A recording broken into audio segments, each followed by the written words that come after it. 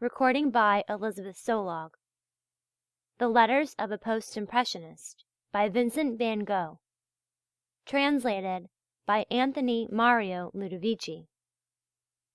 Section 4. Introductory Essay, Part 4. Personally, although I am prepared to do all honor to Van Gogh for having been profound enough and brave enough to come face to face with the tragic dilemma of modern art and modern times, I must say that I am almost inclined to share his own doubts as to whether his was precisely the hand to limn the man of great promise, even if he could have found him. Only fanatical disciples could praise and value his figure pictures to the extent to which they have been praised and valued. For in all but one or two cases, they are, in my opinion, the most incompetent and the most uninviting examples of his art. Of 38 figure pictures of his which I myself have seen, only 2 pleased me a little. Old Man Weeping, probably in the possession of the family, and An Asylum Warder, belonging to Fraulein Gertrude Müller of Solothurn, and one, Fair Girl's Head and Shoulders, probably in the possession of the family, pleased me so exceedingly that I would willingly give all the rest for it. It is a most genial piece of work, mature and rich in conception, and full of a love which will come to expression. Nothing obtrudes in the technique. Indeed, the means seem to be so well mastered that one feels not the slightest inclination to consider them, while the content is so eloquent of the sleek, smooth bloom of youth, and of the half-frightened, eager spirit of the young girl, who is just beginning to see and to realize who she is and where she is, that this picture alone would make me hesitate to say definitely that Van Gogh could not have achieved his ideal if only he had lived, and if only he had found the type whose pictorial advocacy he might have undertaken. Here in this picture, all the dramatic effect of budding womanhood, of which Schopenhauer spoke so scornfully, is concentrated into a head and a pair of shoulders. All the mystery and charm of mere potentialities, undefined and still untried, is told in a thrilling and fairy-like combination of lemon yellow, black, Prussian blue, and the most delicate of pinks. The freshness is that of an old Dutch master, like Johannes Hannot, for instance, who could paint fruit to look cold and raw on a pitch-black ground. This virgin, too, like all virgins, is cold and raw, and the effect is due to the masterly and almost devilish skill with which her qualities have been marshalled in her portrait, against a pitch-black ground. It is a wonderful work. Maybe it stands as the only justification of all Van Gogh's otherwise overweening aspirations. In any case, it makes me feel that if he had lived, he would have learnt to regret even more than he already did, that no artist-legislator existed to inspire his brush and give his art some deeper meaning. With regard to the rest of his figure work, I can only say I am unsympathetic, and to those who may accuse me of philistinism and the like for my refusal to agree with the extravagant encomiums they lavish upon his figure pictures, I can only reply by pointing to Van Gogh's own modest and very sensible words. Any figure that I paint is generally dreadful, even in my own eyes. How much more hideous must it therefore be in the eyes of other people? And now, what did the admirable Gauguin have to do with all this? What part did he play in this final development of his friend's genius, and in directing his brother artist's last thoughts and hopes? We do not need to be told, we feel sure from our knowledge of the two men's work, that Gauguin played a great part in Van Gogh's life at this time. We also know that Gauguin was an older, more able, and more experienced painter than the Dutchman, with a personality whose influence is said to have been irresistible. It was in vain that Van Gogh tried to hold him at arm's length. It was in vain that he pointed to the narrowness of Gauguin's forehead, which he held to be a proof of imbecility. In the end he had to yield, and was, as Gauguin declares, forcé de me reconnaître une grande intelligence. Quand je suis arrivé à Arles, says Gauguin, Vincent se cherchait, tandis que moi, beaucoup plus vieux, j'étais un homme fait. Van Gogh, sans perdre un pouce de son originalité, a trouvé de moi un enseignement fécond. And Van Gogh was as ready to admit this as we are compelled to recognize its truth. Writing to Albert Aurier, he once said, Je dois beaucoup à Paul Gauguin. But his latest and best work, as also the ideals and aims of his last years, constitute the most convincing evidence we have of the great influence Gauguin exercised over him. And although the older man was ready to acknowledge that the seeds he sowed in Van Gogh fell upon un terrain riche et fécond, it is impossible to overlook the great value of these seeds. For who was this magician, the painter of those sublimely beautiful canvases, Les Privés, Portrait de Monsieur X, and Enfant? He was a man who had felt more keenly than any other European painter of his day the impossibility of consecrating his powers to the exaltation and glory of the modern white man with whom he was fatally contemporaneous.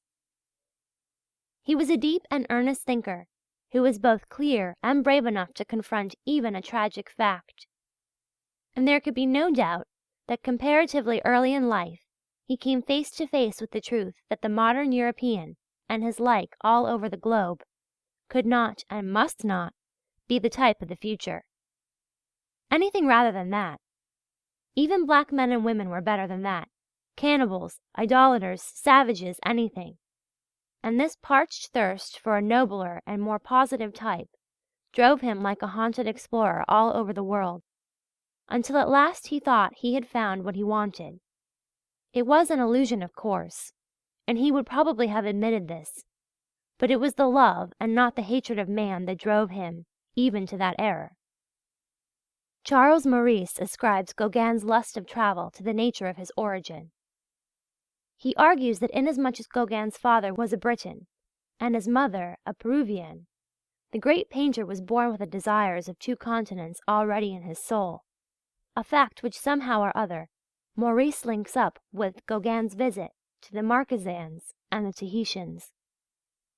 But probable as it may be that Gauguin's double soul contributed greatly to his ability for making a clear-sighted analysis and condemnation of Europe, it can scarcely be regarded as the principal, or even as the partial cause, of his visit to the Marquesas Isles and Tahiti. That his mission to these places was a supremely artistic one is proved by the manner in which he spent his time there, while the fact that it was discontent with and scorn of European conditions and people that drove him in search of better climes and nobler types is proved by his behaviour both in Tahiti and in the Marquesas Islands. Although we do not forget that Gauguin had been a sailor, if it were merely a sort of restless wanderlust à l'américaine that sent him to Oceania, why did he do all in his power to fight Occidental civilization in these parts? If in his heart of hearts he had not been utterly without hope and without trust where Europe was concerned, why did he start a paper at Papeete, in which he sought to convert the colonists and educated natives to his hostile attitude towards the European? Why, too, did he jeopardize his peace of mind as well as his safety by taking the side of the Marquesans when they implored him to defend them against their white oppressors? For we know that he was not only arrested, but heavily fined for this action. It is obvious that Gauguin was much more than a mere itinerant painter out for new material.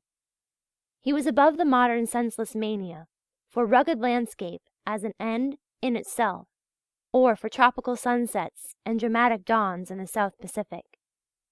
And when we read Van Gogh's words on the native of the Marquesas, we can no longer doubt not only that Gauguin influenced him, but also that this influence was deep and lasting. Personally, I feel not the slightest hesitation in accepting Gauguin's own words, quoted above, concerning his relationship to Van Gogh, and though I ascribe the latter's final positive and human attitude in art very largely to the soundness of his own instincts, I cannot help feeling also that the spirit of that half Breton and half Peruvian magician was largely instrumental in determining the less travelled and less profound Dutchman to assume his final phase in art. If Van Gogh had had more opportunities for figure painting, and if his hand and eye had grown more cunning in the art of depicting his fellows, I am of opinion that he might have surpassed even his master and inspirer. For that isolated event, that sport, the portrait of the fair girl, which was, alas, the one swallow that did not make a summer, remains stamped upon my memory as a solid guarantee of his exceptional potentialities. Unfortunately, however, he came to figure painting all too late, and his opportunities for practicing his hand were rare and more or less isolated. In these letters he says, "I suffer very much from having absolutely no models," while in a letter to his brother, not included in this volume, he writes rather amusingly as follows: Si on peignait lisse comme du Bouguereau, les gens n'auraient pas honte de laisser peindre. Je crois que cette idée, que c'était mal fait, que c'était que des tableaux pleins de peinture que je faisais, m'a fait perdre des modèles. Le bon putain, on peut de se compromettre, et qu'on se moque de le portrait. There is now only one more point to be discussed, and I shall draw this somewhat lengthy essay to a close. I feel, however, that it would be incomplete without some reference to Van Gogh's personal appearance. Whatever democratic and over-Christianized people may say to the contrary, a man can be neither ugly nor good-looking with impunity. Looks are everything. Appearances are deceptive is a proverb fit only for those who are either too corrupt or too blind to use with understanding, and profit the precious sense that lies beneath their superciliary arches. Van Gogh's personal appearance is, therefore, in my opinion, a most important matter, for I absolutely refuse to believe that beauty can proceed from ugliness or vice versa. I leave such beliefs to those who have ugly friends or relatives to comfort or console. Then the doctrine that a fine mind or a fine soul can sanctify or transfigure any body, however foul, ugly, or botched, is, I admit, an essential and very valuable sophism. Now, I am in the unfortunate position of one who has only portraits to judge from. But although I have seen only portraits, perhaps the number of these is sufficiently great to justify my forming an opinion. In all, I have seen 7 portraits of Van Gogh painted by himself, and 1 painted by Gauguin. The best and by far the most beautiful of all these is Van Gogh's portrait of himself, now in possession of Leonard Tietz of Cologne. If we take this as a trustworthy record of Van Gogh's features, he certainly must have been what I would call a good-looking man. His brow was thoughtful, his eyes were deep, large, and intelligent. His nose was not too prominent, and it was shapely, while his lips, both full and red, gave his face that air of positiveness towards life and humanity, which we find both in ancient Egyptian and present Chinese countenances. The only faults with his features and general colouring are, first, that they are inclined to be a little too northern and too Teutonic in type,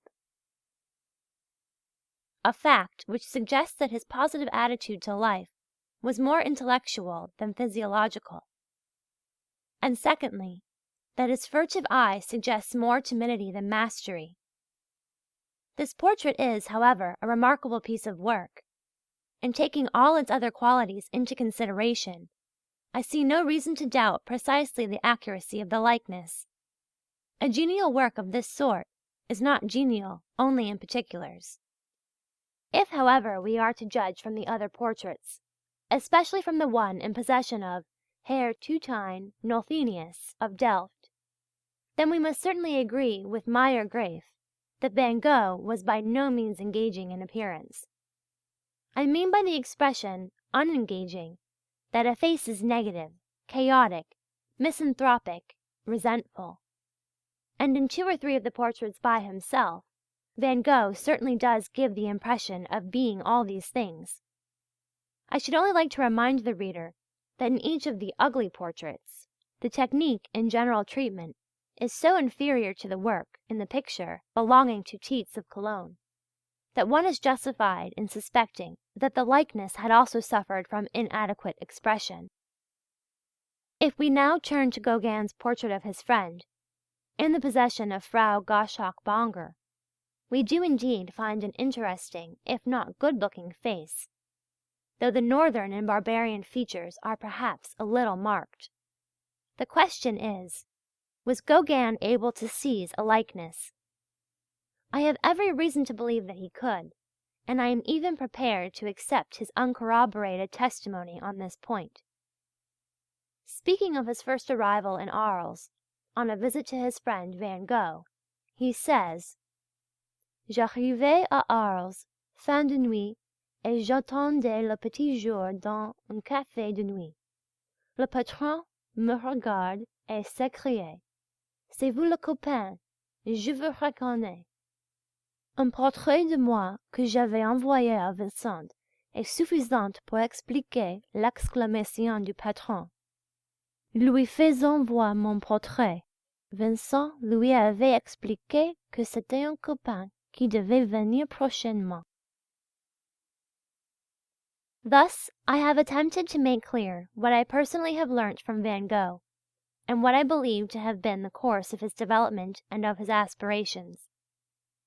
In the process of my exposition, I have spoken about stages and periods in his development in life, as if they were well defined and plainly to be detected in his work, and I have even instanced particular pictures which I regard as more or less characteristic of his 4 manners or styles.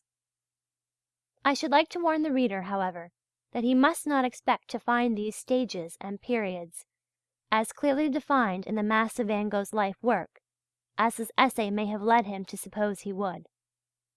For the purpose of tracing this Dutch artist's career, it was necessary to speak of these periods and stages as if they had been more or less definite. But, as a matter of fact, not only do they overlap each other to such an extent as completely to invalidate any claim to the effect that Van Gogh's progress was regular and gradual, but often his pictures as well as his thoughts of the first and second period, after the manner of harbingers, tell so plainly what will be the aim and the triumph of the next or even ultimate period, that it is impossible to fix or even to find exact boundaries.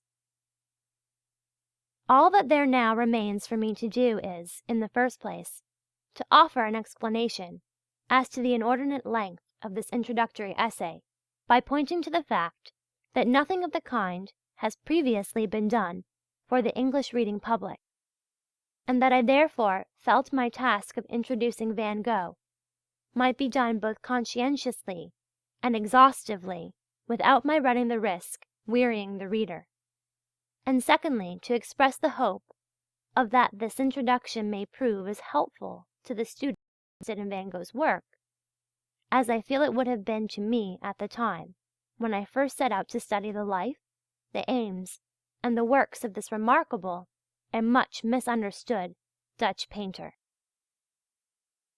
Anthony M. Ludovici. End of section 4. Recording by Elisabeth Sollog, Bethlehem, Pennsylvania.